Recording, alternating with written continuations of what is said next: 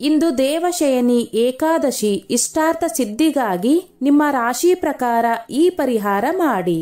ದೇವಶಯನಿ ಏಕಾದಶಿಯು ಪ್ರಮುಖ ಏಕಾದಶಿಗಳಲ್ಲಿ ಒಂದಾಗಿದೆ.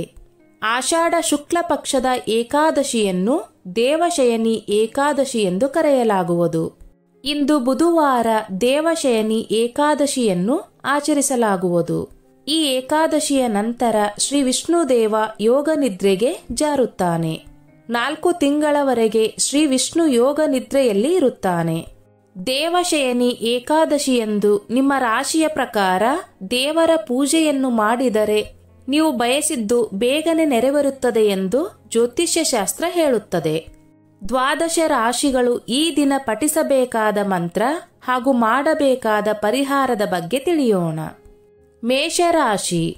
ಮೇಷರಾಶಿಯವರು ಶ್ರೀ ವಿಷ್ಣು ಮತ್ತು ತಾಯಿ ಲಕ್ಷ್ಮೀದೇವಿಯ ಆಶೀರ್ವಾದವನ್ನು ಪಡೆಯಲು ಓಂ ಗೋವಿಂದಾಯ ನಮಃ ಎಂಬ ಮಂತ್ರವನ್ನು ಪಠಿಸಬೇಕು. ಈ ದಿನ ಶ್ರೀ ವಿಷ್ಣುವಿನ ಪೂಜೆಯಲ್ಲಿ ಬೆಲ್ಲ ಮತ್ತು ಬೇಳೆಯನ್ನು ಅರ್ಪಿಸಬೇಕು. ಇದರಿಂದ ಅದೃಷ್ಟ ಹೆಚ್ಚಾಗುವುದು. ವೃಷಭ ರಾಶಿ. ವೃಷಭ ರಾಶಿಯವರು ನಾರಾಯಣನನ್ನು ಮೆಚ್ಚಿಸಲು ಓಂ ಪದ್ಮನಾಭಾಯ ನಮಃ ಎಂಬ ಮಂತ್ರವನ್ನು ಪಠಿಸಬೇಕು. ಈ ದಿನದಂದು ಭಗವಾನ್ ವಿಷ್ಣುವಿಗೆ ವೈಜಯಂತಿ ಮಾಲೆಯನ್ನು ಅರ್ಪಿಸಬೇಕು. ಭಗವಾನ್ ಶ್ರೀಹರಿಯು ಇದರಿಂದ ಪ್ರಸನ್ನನಾಗಿ ಅಪಾರ ಸಂತೋಷ ಮತ್ತು ಸಂಪತ್ತನ್ನು ನೀಡುತ್ತಾನೆ. ಮಿಥುನ ರಾಶಿಯವರು ದೇವಶಯನಿ ಏಕಾದಶಿಯ ದಿನದಂದು ಹಸುವಿಗೆ ಹಸಿರು ಮೇವನ್ನು ತಿನ್ನಿಸಬೇಕು. ತುಳಸಿಗೆ ಗಂಗಾಜಲವನ್ನು ಅರ್ಪಿಸಿ. ಇದು ವೈವಾಹಿಕ ಜೀವನದಲ್ಲಿ ಸಂತೋಷವನ್ನು ತರುತ್ತದೆ. ಈ ದಿನ ಪೂಜೆಯ ಸಮಯದಲ್ಲಿ ಓಂ ಮಾಧವಾಯ ನಮಃ ಎಂಬ ಮಂತ್ರವನ್ನು ಪಠಿಸಿ. ಇದರಿಂದ ನಿಮ್ಮ ಇಷ್ಟಾರ್ಥಗಳು ನೆರವೇರುವುದು. ಕರ್ಕರಾಶಿ. ಕರ್ಕರಾಶಿಯವರು ಈ ದಿನ ಶ್ರೀಹರಿ ವಿಷ್ಣುವಿಗೆ 7 ಅರಿಶಿಣದ ಕೊಂಬು ಅರ್ಪಿಸಿ. ಶ್ರೀ ವಿಷ್ಣುವಿನ ಅನುಗ್ರಹಕ್ಕಾಗಿ ಓಂ ಕೇಶವಾಯ ನಮಃ ಎಂಬ ಮಂತ್ರವನ್ನು ಜಪಿಸಿ. ಹೀಗೆ ಮಾಡುವುದರಿಂದ ನಿಮ್ಮ ಕೆಲಸಗಳಲ್ಲಿ ಇರುವ ಅಡೆತಡೆಗಳು ದೂರವಾಗಿ ಯಶಸ್ಸನ್ನು ಪಡೆಯಬಹುದು. ಸಿಂಹರಾಶಿ. ಸಿಂಹರಾಶಿಯವರು ಈ ದಿನ ಭಗವಾನ್ ವಿಷ್ಣುವಿಗೆ ಪೀತಾಂಬರವನ್ನು ಅರ್ಪಿಸಿ ಪೂಜಿಸಿದರೆ ಶೀಘ್ರದಲ್ಲೇ ಹಣದ ಲಾಭವಾಗುವುದು. ಈ ದಿನ ಓಂ ಋಷಿಕೇಶಾಯ ನಮಃ ಎಂಬ ಮಂತ್ರವನ್ನು ಜಪಿಸಬೇಕು. ಕನ್ಯಾ ರಾಶಿ. ಕನ್ಯಾ ರಾಶಿಯವರು ಈ ಏಕಾದಶಿಯಂದು ವಿಷ್ಣು ಸಹಸ್ರನಾಮವನ್ನು ಪಠಿಸಬೇಕು ಅಥವಾ ಹೇಳಬೇಕು. ನಂತರ ಓಂ ಶ್ರೀಧರಾಯ ನಮಃ ಎಂಬ ಮಂತ್ರವನ್ನು ಪಠಿಸಿ. ಇದರಿಂದ ನಿಮ್ಮ ಇಷ್ಟಾರ್ಥಗಳು ನೆರವೇರುವುದು. ತುಲಾರಾಶಿ.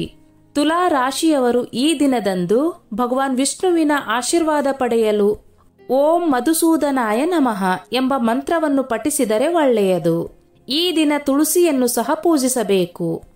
ವೃಶ್ಚಿಕ ರಾಶಿ.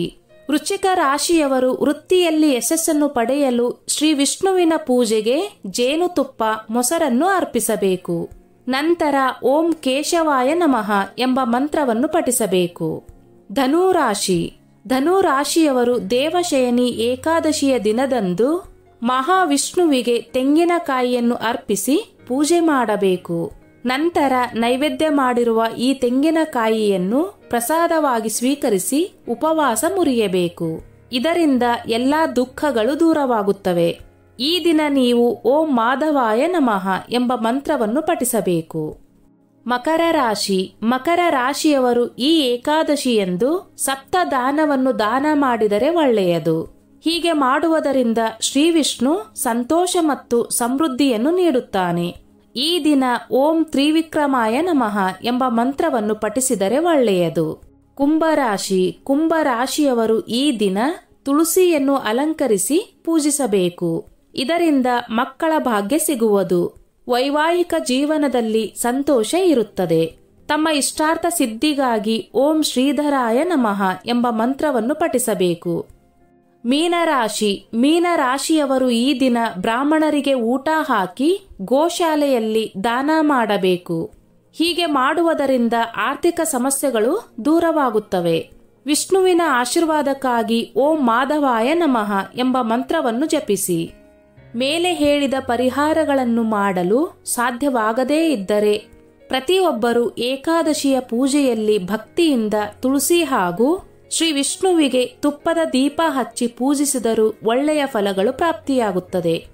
ಸ್ನೇಹಿತರೆ, ಈ ನನ್ನ ಮಾಹಿತಿ ನಿಮಗೆ ಇಷ್ಟವಾಗಿದ್ದಲ್ಲಿ ದಯವಿಟ್ಟು ಶೇರ್ ಮಾಡಿ, ಲೈಕ್ ಮಾಡಿ ಮತ್ತು ಸಬ್ಸ್ಕ್ರೈಬ್ ಮಾಡಿ.